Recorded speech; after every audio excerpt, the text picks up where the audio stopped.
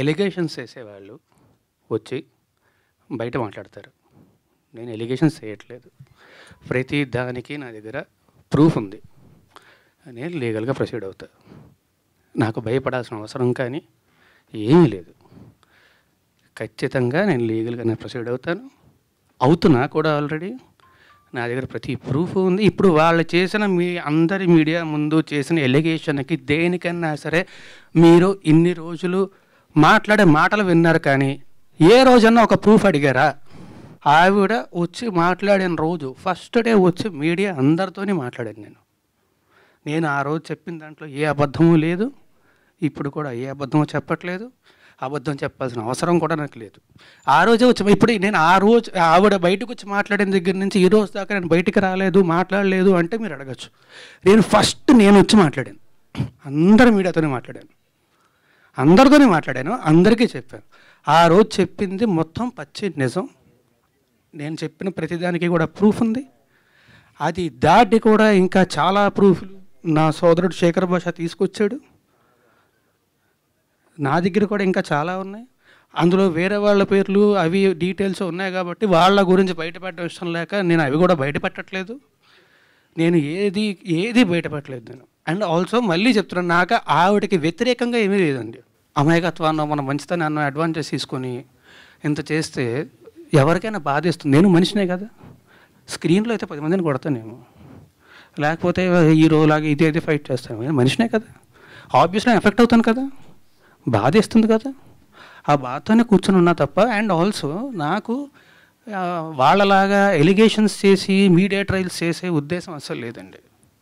నా దగ్గర ప్రూఫ్స్ ఉన్నాయి, నేను ప్రాపర్గా లీగల్గా ప్రొసీడ్ అవుతాను. నేను లీగల్గా ప్రొసీడ్ అవుతాను. నా దగ్గర మొత్తం ప్రూఫ్స్ అన్నీ ఉన్నాయి. మీరే అన్నారు కదా ఎలిగేషన్స్ అని చెప్పి. I don't want to do allegations on anybody.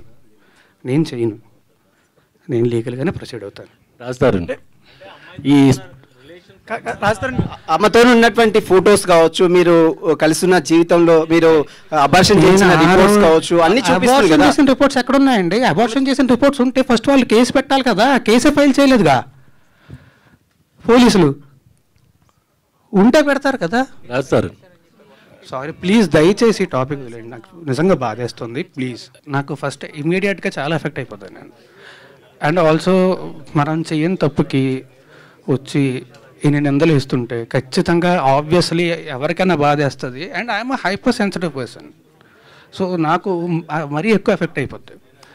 నేను మీకు చాలాసార్లు చెప్పాను, మీడియా ముందుకు వచ్చినప్పుడు కూడా నేను చాలాసార్లు చెప్పాను, మీ ముందు నాకు ఇంతమంది ఉంటేనే ఫస్ట్ నాకు భయం వేసేస్తుంటుంది. నాకు ఐఎమ్ ఇంట్రోవర్ట్, నాకు ఎక్కువ మంది జనాలు ఉంటే కష్టం షూటింగ్ తప్ప, లేకపోతే ప్రతిసారి నేను ఇది కూడా స్టేజ్ మీద చాలాసార్లు చెప్పాను. మీరు నా ముందు స్పీచ్లు ఏమైనా చూస్తే మీరు వింటారు, చూస్తే నా కాళ్ళు ఉరుకుతాయి మీ అందరినీ చూస్తే అని చెప్పి నేను చాలాసార్లు చెప్పాను ఈ విషయం, స్టేజ్ మీదే చాలాసార్లు చెప్పాను. I'm introvert. సో నాకు నిజంగానే ఇంతమంది జనాలు, అండ్ అందుకే అన్నా కదా ఇటు కొట్టినప్పుడు కూడా ఇంతమంది రాలేదు, ఇప్పుడు వచ్చారు ఇంతమంది చూస్తే భయం వేస్తుంది నాకు. నేను గర్వంగా ధైర్యంగా చెప్పుకుంటా, నాకు 32 ఏళ్ళు. ఎస్, నా 32 ఏళ్ళ వయసులోని నేను కొన్ని వేల మందిని కలిసి ఉంటా, వేల మందితో నాకు సాన్నిహిత్యం ఉండుంటుంది. మొత్తం సినిమా ఇండస్ట్రీలో కానీ బయట కానీ అందరితో కూడా ఆబ్వియస్లీ వేల మంది నాకు తెలిసి ఉంటారు కదా ఇప్పటికీ 32 ఏళ్ళ జీవితంలోనే. ఎగ్జాక్ట్లీ. ఎవరైనా ఒకళ్ళు వచ్చి నేను మంచివాడిని కాదు ఇలాంటి వాడిని అని చెప్తే నేనే రెడీగా ముందుకు వస్తాను. I'm glad I came meet all you people because మీతో మాట్లాడాను కాబట్టి అయిపోయి. లేదంటే నేను చెప్పా కదా ఐఎమ్ హైపర్ సెన్సిటివ్ పర్సన్, చిన్నదానికి కూడా చాలా ఎక్కువ ఎఫెక్ట్ అవుతాను నేను. సో ఆబ్వియస్లీ నాకు చాలా బాధేస్తుంది, ఆబ్వియస్లీ చాలా ఎఫెక్ట్ అవుతా. అండ్ నేను మాత్రమే కాదు, మా పేరెంట్స్, మా ఫ్యామిలీ అందరూ ఎఫెక్ట్ అవుతారు కదా. అందరికీ నా గురించి తెలుసు, నా గురించి అందరికీ తెలిసేలా జరుగుతుంది అంటే ఆబ్వియస్లీ వాళ్ళు బాధపడతారు. అండ్ వాళ్ళు బాధపడడం మాత్రమే కాకుండా ఒకే ఒక్క మీడియా ఛానల్ మా ఇంటికి వెళ్ళి తలుపులు బాది, వాళ్ళు హార్ట్ పేషెంట్స్ అండి, బీపీ పేషెంట్స్, విపరీతం డయాబెటీస్ ఉంది వాళ్ళకి, ఇంటికి వెళ్ళి బాది వాళ్ళని ఇబ్బంది పెట్టాల్సిన అవసరం ఏమొచ్చింది వాళ్ళకి? కొంతమంది మాత్రమే తప్పుడు కేసులు పెట్టే వాళ్ళు ఉంటారు తప్ప అందరూ అనట్లా. ఇప్పుడు మనకి ఈ ఉన్న సెక్షన్లు ఇవన్నీ కూడా దాన్ని అడ్వాంటేజ్ తీసుకొని తప్పుడు కేసులు పెట్టేవాళ్ళు ఉన్నారు తప్ప అది నిజంగా ఉపయోగపడుతుందని చెప్పి పెట్టారు. అది నిజంగా ఆడవాళ్ళకి ఉపయోగపడుతుందనే పెట్టారు. అండ్ ఆల్సో మనకు కూడా తెలుసు కదా, వీ నో అనే ఎంత క్రైమ్ రేట్ ఎంత ఉంది, ఏంటని జరుగుతుంది మనందరికీ తెలుసు, ఖచ్చితంగా జరుగుతున్నాయి. సో అది ఖచ్చితంగా తప్పు అనట్లే కానీ దాన్ని అడ్వాంటేజ్ తీసుకునే వాళ్ళు ఉన్నారు. 10 సంవత్సరాలు ఉన్న మనిషి ఒకసారిగా నన్ను మాట్లాడనివ్వకుండా చూడనివ్వకుండా చేస్తున్నారు. నేను ఎలా బతకను? అతను ఎవరు చూడనీయకుండా చేస్తున్నారు? అందరూ అండి. మరి తనకు సపోర్ట్ చేసే వాళ్ళు అందరూ అవ్వచ్చు, ఎవరైనా అవ్వచ్చు. లేదండి, ఫోన్ అన్ని ఆఫ్, కలవలేదు. డిపార్ట్మెంట్ సహకరిస్తుంది అంటున్నారు. మీకు పెళ్ళైంది కదా, మీ భర్త మిమ్మల్ని వదిలేస్తే ఏంటి? నా భర్త నన్ను వదిలేశాడు. నాకు నా భర్త కావాలి, నాకు నా భర్త కావాలి. అన్ని అయ్యాయండి, 10 ఏళ్ళు ఉన్నామండి. అదే చెప్పండి, లావణ్య పెళ్ళి అంటున్నారు, ప్రూఫ్స్ ఏ ఉన్నాయి? మీకు పెళ్ళైంది అన్ని 10 ఏళ్ళు ఉన్నాడండి నాతో, 10 ఏళ్ళు ఉన్నాడు. సరే మీకు తాళి కట్టడం వీడియో గానీ ఫోటో గానీ అట్లాంటివి ఏమైనా ఉన్నాయా? చెప్పండి లావణ్య. ప్రూఫ్స్ ఏ ఉన్నాయి లావణ్య? చెప్పండి. అంటే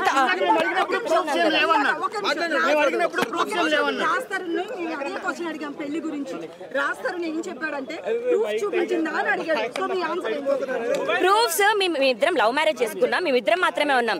మేము పెళ్లి చేసుకున్న 3వ నెలకి మేము అదే మా సెల్ఫీస్ ఉన్నాయి, అవి సబ్మిట్ చేయడం జరిగింది. పెళ్లికి సంబంధించినవి గుడిలో నా మెడలో తాళి ఇలా కట్టినప్పుడు మేమిద్దరం దిగిన ఫోటో ఉంది, అది సబ్మిట్ చేయడం జరిగింది. అది సబ్మిట్ చేయడం జరిగింది. 10 ఏళ్ళు నాతో ఉన్నాడు, అదే పెద్ద ప్రూఫ్ అండి. తన ఇంట్లో అన్ని ఉన్నాయి, చేసేసామండి, అన్ని సబ్మిట్ చేసాం, అన్ని చేసాము. కేసు అయింది, ఎఫ్ఐఆర్ అయిందండి. ఇప్పుడు నాతో నిన్న పడుకున్నాడు, నాతో నిన్న తిన్నాడు, నాతో అబార్షన్ అవన్నీ పెట్టాల్సిన అవసరం లేదండి. అవి ఏం జరిగాయో అవి మేము కోర్టుకి ఇచ్చుకుంటాము. అవును, డెఫినెట్ గా 2 సార్లు చేయించాడండి. పిల్ల అప్పుడే వద్దు అని 2 సార్లు చేయించాడు. లీగల్ గా ఉంది ఆల్రెడీ కేసు స్టేషన్ లో నడుస్తుంది కదా, కోర్టులో నడుస్తుంది కదా, మేము అక్కడే చేసుకుంటాము. ఇప్పుడు అతను మాల్వి మల్హోత్రాతో ఏం చేస్తున్నాడు అన్నదే నేను ప్రూవ్ చేయాలనుకుంటున్నాను. మరి ఆమెతో ఎందుకుంటున్నాడు? ఇప్పుడు ఇక్కడి నుంచి అయిపోయిన తర్వాత కూడా ఎక్కడికి వెళ్తాడు అతను? ఆమె ఎక్కడికి వెళ్తుంది? మామగారు అని అమ్మాయి వాళ్ళ తండ్రితో మాట్లాడాల్సిన అవసరం ఏంటి ఇతను? అంటే మీరు ఇప్పుడు ఇక్కడికి రావడానికి కారణం ఏంటి? నాకు మనిషి కనిపించట్లేదండి, ఫోన్లు స్విచ్ ఆఫ్ చేసుకొని తిరుగుతున్నాడు. అందరూ ఆయన మేనేజర్ తో సహా అందరు నన్ను బ్లాకులు చేశారు, అసిస్టెంట్ తో సహా. ఇంకెక్కడికైనా వెళ్ళాను నేను. లీగల్ గా ఏమని ప్రొసీడ్ అవుతారండి? ఏమని వదిలించుకోవడానికి? 10 సంవత్సరాలు ఏమైనా కుక్క పిల్లనా తీసుకొచ్చుకొని అతనంతా ఉంచుకొని అతనికి ఇష్టం లేనప్పుడు వదిలేయడానికి?